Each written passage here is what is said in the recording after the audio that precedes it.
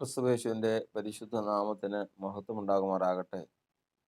മാനം എന്ന വിഷയത്തെ സംബന്ധിച്ച് നമ്മൾ വചനത്തിൽ നിന്ന് ഗ്രഹിച്ചുകൊണ്ടിരിക്കുകയാണ്. മാനം അല്ലെങ്കിൽ ബഹുമാനം എന്ന് പറയുന്ന ആ അവസ്ഥ അതെന്താണ്? അതെവിടെ നിന്ന് വരുന്നു? ആരാണ് അതിന് യോഗ്യൻ? അതുകൊണ്ട് എന്താണ് പ്രയോജനം? മുതലായിട്ടുള്ള കാര്യങ്ങളെല്ലാം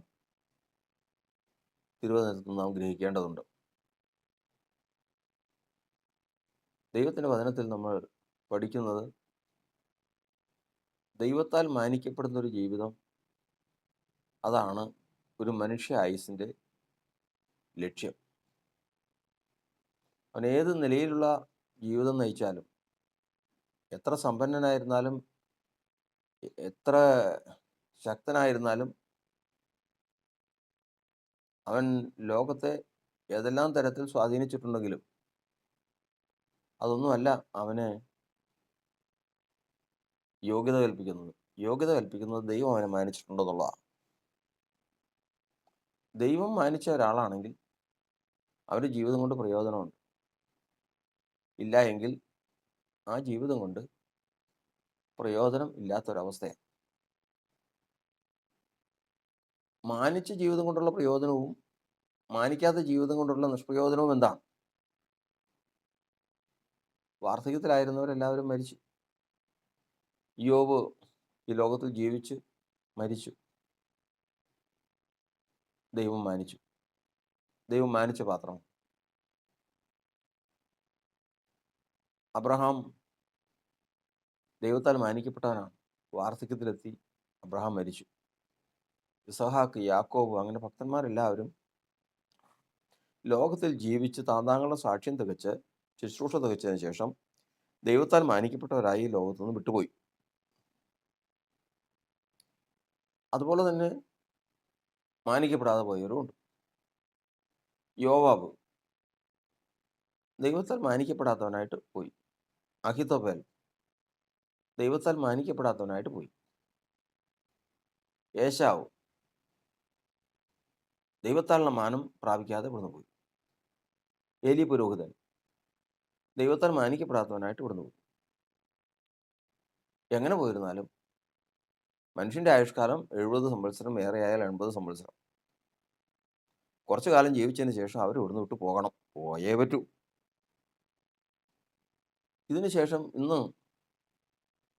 ഇന്ന് നമ്മൾ ചിന്തിക്കുന്നത്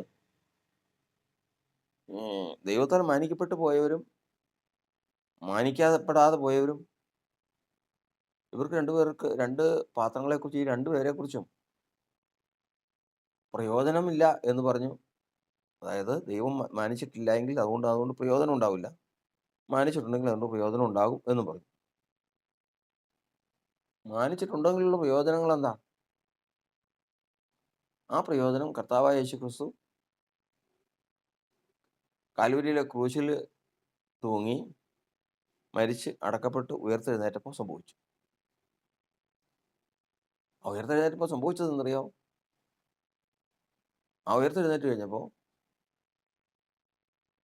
അവിടുത്തെ കല്ലറയിലുള്ള വിശുദ്ധന്മാർ, മരിച്ച് കൊണ്ടുപോയി ശവമടക്കിയിരുന്ന കല്ലറകളിലുള്ളവർ, മണ്ണിൽ കുഴിച്ചിട്ടവരും ആയിട്ടുള്ള പഴയ നിയമ വിശുദ്ധന്മാർ, ഇവരെല്ലാവരും എഴുന്നേറ്റ് വന്നു എന്ന് മാത്രമല്ല, അവരുടേതായ തലമുറയിൽപ്പെട്ട കുടുംബങ്ങളിൽ വന്ന് അവർ പ്രത്യക്ഷമായി.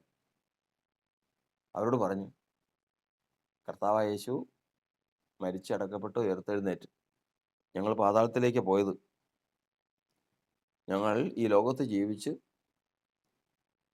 യേശുവിൻ്റെ കാൽവരി യാഗത്തെ മുൻകണ്ടുകൊണ്ട് യാഗം കഴിച്ച് നിയമം ചെയ്ത് ഞങ്ങൾ ഇവിടുന്ന് മരിച്ചു പോയതാണ്. ഞങ്ങൾ പോയത് പാതാളത്തിലേക്കാണ്. ആ പാതാളത്തിലേക്ക് തന്നെ ഇന്ന് യേശു ഇറങ്ങി വന്നു. അതായത് യേശു ക്രൂശിൽ മരിച്ചതിന് ശേഷം യേശുവിൻ്റെ ദേഹി പാതാളത്തിലേക്ക് ഇറങ്ങി. പാതാളത്തിലേക്ക് ഇറങ്ങിയതിന് ശേഷം ആദ്യം മരിച്ച ഹാബേൽ തുടങ്ങി എല്ലാ വിശുദ്ധന്മാരോടും സംസാരിച്ചു. ഹാബേലും ആദ്യമായിട്ട് കാണുക. ഹാബേല് ലോകത്തിലായിരുന്നപ്പോൾ യാഗം കഴിച്ച് നിയമം ചെയ്തപ്പോൾ ദൈവം പ്രസാദിച്ചത് എന്തുകൊണ്ട്? അവര് യാഗം കഴിക്കാൻ പോകുമ്പോൾ ഒരു ആട്ടിൻകുട്ടിയെ എടുത്തു, അതിനെ കൊണ്ടുപോയി. നിരപരാധിയായ ഈ ആട്ടിൻകുട്ടി എൻ്റെ തെറ്റിന് ഞാനത് കർത്താവിൻ്റെ സന്നിധിയിൽ ഒരു യാഗം കഴിക്കുക. വരാനിരിക്കുന്ന കർത്താവായ യേശു ക്രിസ്തു ഇവിടെ എങ്ങനെ താൻ ചെയ്യാത്ത തെറ്റിന് യാഗമായി തീർന്നു, അതുപോലെ തന്നെ ഒരു യാഗം ഹാബേൽ കഴിച്ചു. ദൈവം നോക്കിയപ്പോൾ ഹാബേലിന്റെ ദർശനത്തിങ്കൽ ദൈവം പ്രസാദിച്ചു. കാരണം വ്യക്തമായിട്ട് ആളെ അറിയാൻ പാടില്ലല്ലോ.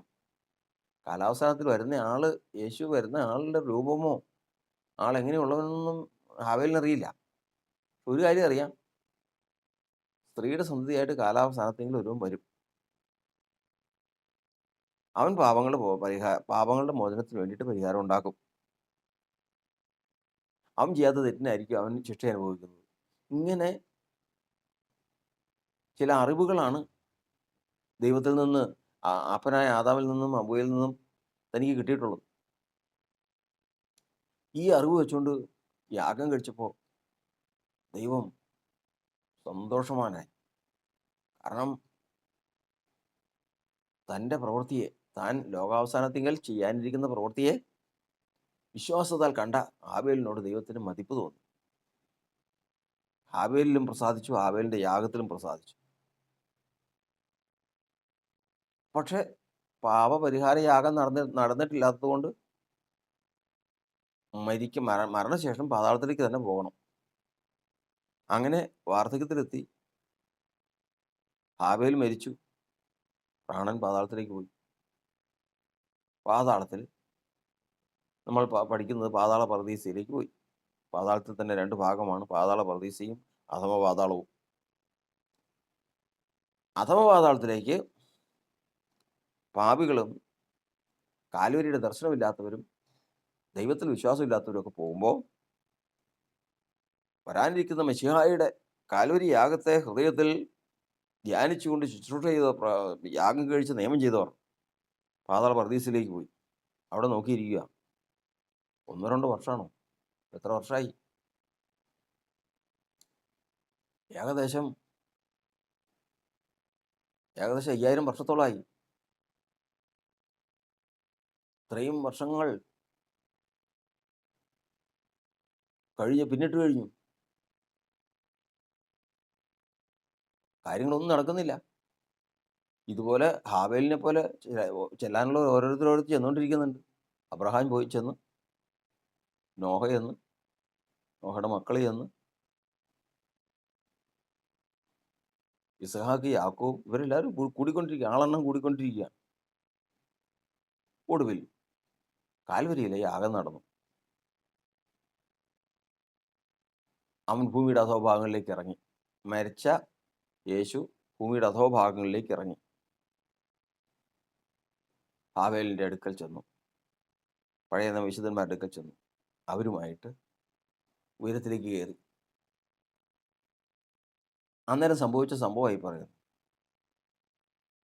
അങ്ങനെ ഈ പാതാളത്തിലുണ്ടായിരുന്നവർ ശരീരം വീണ്ടും തിരിച്ചെടുത്തപ്പോൾ, കല്ലറയിൽ ആയിരുന്നു അവരുടെ ശരീരം, അതിൽ നിന്ന് ശരീരം തിരിച്ചു കിട്ടി എഴുന്നേറ്റ് അവരവരുടെ ഭവനങ്ങളിൽ ചെന്ന് പ്രത്യക്ഷമായി. അവരുമായിട്ട് യേശു പിന്നീട് സ്വർഗത്തിലേക്ക് പോയി. ഇന്ന് അവരെ അവകാശത്തിനായിട്ട് കർത്താവ് നിശ്ചയിച്ചിരിക്കുന്ന ഒരു സ്ഥലത്ത് പാർപ്പിച്ചിരിക്കുന്നു. ഇവിടെയാണ് ഇത് തമ്മിലുള്ള വ്യത്യാസം. ദൈവം മാനിച്ച പാത്രവും മാനിക്കാത്ത പാത്രങ്ങളും തമ്മിലുള്ള, ദൈവം മാനിച്ച പാത്രങ്ങൾ പോകുന്ന ഇടം വരെ അവർ നാളെ എഴുന്നേൽക്കാനുള്ളതാണ്.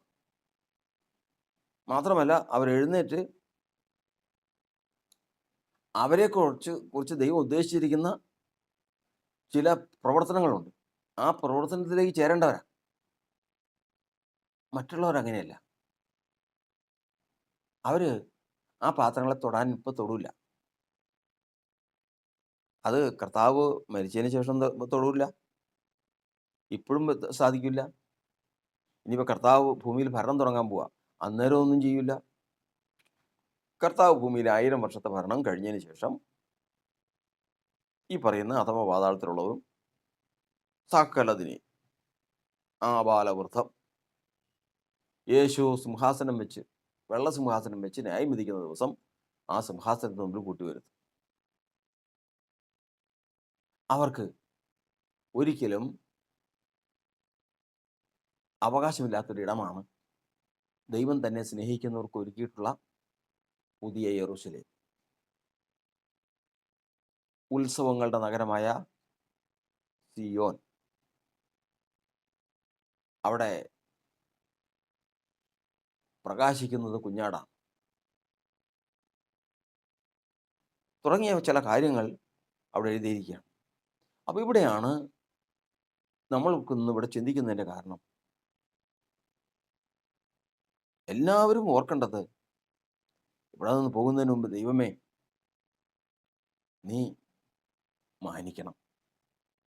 നീ മാനിച്ചൊരു ജീവിതമായി ഇത് തീരണം. ഏലി പുരോഹിതനോട് കർത്താവ് പറഞ്ഞു, നീയും നിന്റെ സന്തതിയും എന്നും എൻ്റെ മുമ്പാകെ ശുശ്രൂഷയ്ക്ക് നിൽക്കുമെന്ന് ഞാൻ നിന്നോട് കൽപ്പിച്ചിരുന്നു. പക്ഷെ ഇത് അങ്ങനെ വരില്ല. കാരണം എന്നെ മാനിക്കുന്നവനെ ഞാൻ മാനിക്കും, എന്നെ നിന്ദിക്കുന്നവർ നിന്ദിതരാകും. നിനക്ക് ഞാൻ എൻ്റെ വായം പറഞ്ഞതാണല്ലോ നിന്നോട്. നീയും നിന്റെ തലമുറയും എൻ്റെ മുമ്പാകെ എന്തെങ്കിലും ശുശ്രൂഷിക്കുമെന്ന് പറഞ്ഞതല്ലേ. പിന്നെ നിന്റെ ഉത്തരവാദിത്വം എന്താ?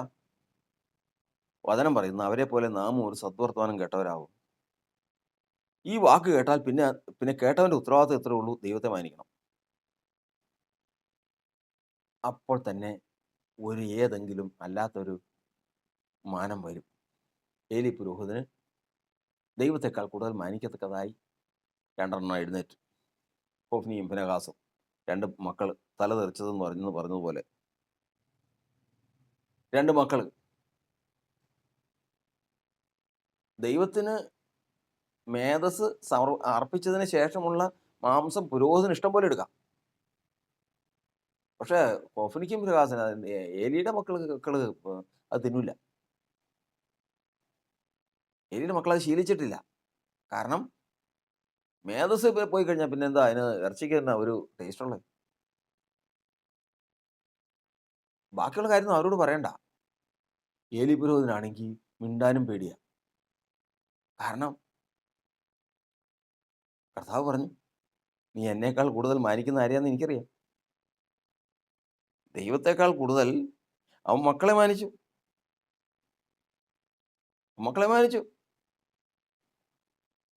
ഒടുവിൽ എന്ത് ചെയ്തു? എന്നെ നിന്ദിക്കുന്നവർ നിന്ദിതരായിത്തീരും. ഒടുവിൽ ഇവർ 2 പേരും കൂടി പെട്ടകം ചുമന്നുകൊണ്ട് പോവുക യുദ്ധത്തിന്. പെട്ടകം ശത്രുക്കൾ പിടിച്ചു. ഹോഫ്നിയും ഫിനെഹാസും 2 ആൺമക്കൾ അവിടെ വെച്ച് മരിച്ചു. ഇസ്രായേലെല്ലാം ചെതറിപ്പോയി. വാർത്തറിയിക്കാൻ ഒരാൾ മടങ്ങി വന്നു. ഏലി പുരോഹിതൻ സ്ഥൂലിച്ചവനും വയസ്സ് എന്ന് വൃദ്ധനുമായിരുന്നു. എന്താണ് വർത്തമാനമെന്ന് അവൻ ശ്രദ്ധയോടെ കേട്ടുകൊണ്ടിരുന്നു.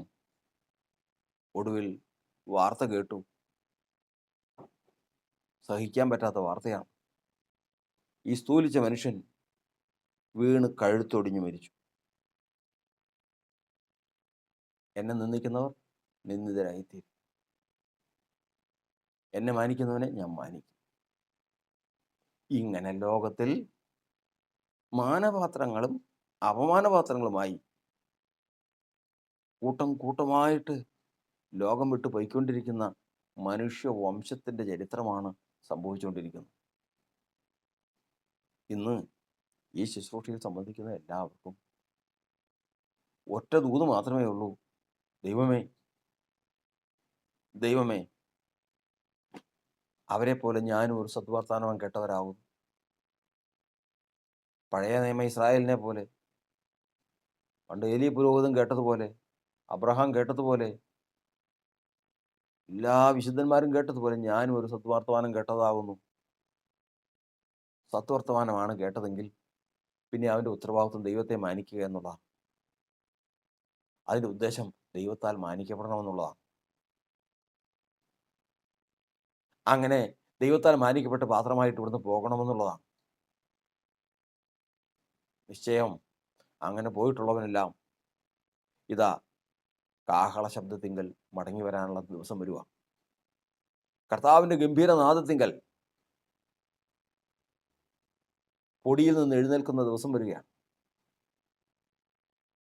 താൻ മുമ്പാകെ ഒരുമിച്ച് കൂടുന്ന ദിവസം വരികയാണ്. ആകാശമേഘങ്ങൾ എടുക്കപ്പെടുന്ന ദിവസം വരികയാണ്. നമുക്ക് ഒരു കാര്യം മാത്രം, ദൈവമേ ദൈവമേ, നീ എന്നെ മാനിക്കാൻ തക്കവണ്ണം ഞാൻ നിന്നെ മാനിക്കുന്നത് എങ്ങനെയാണെന്ന് നിന്നെ പഠിപ്പിക്കണം. മാനിക്കപ്പെട്ട ഒരു പാത്രമായി എൻ്റെ ജീവിതം ഇവിടെ അവസാനിക്കാത്തതാണ്. ഒരിക്കലും ഒരു അപമാനപാത്രമായി തീരുവാൻ ദൈവമേ ഇടവരല്ലേ. ദൃഷ്ടാന്തമായി അനവധി പേരുടെ ജീവിതങ്ങൾ നിൽക്കുന്നു. ഇത് നമുക്ക് ദൃഷ്ടാന്തമായി അവർക്ക് ഭവിച്ചു. ലോകാവസാനം വന്നെത്തിയിരിക്കുന്ന നിങ്ങൾക്ക് ബുദ്ധിപദേശത്തിനായിട്ട് എഴുതിയും ഇരിക്കുന്നു. നമുക്കത് ശ്രദ്ധയോടെ വായിച്ച് ദൈവത്താൽ മാനിക്കപ്പെടുന്ന പാത്രമായി നിൽക്കാൻ ദൈവത്തിൻ്റെ ആത്മാവ് നമ്മെ സഹായിക്കുമാറാകട്ടെ.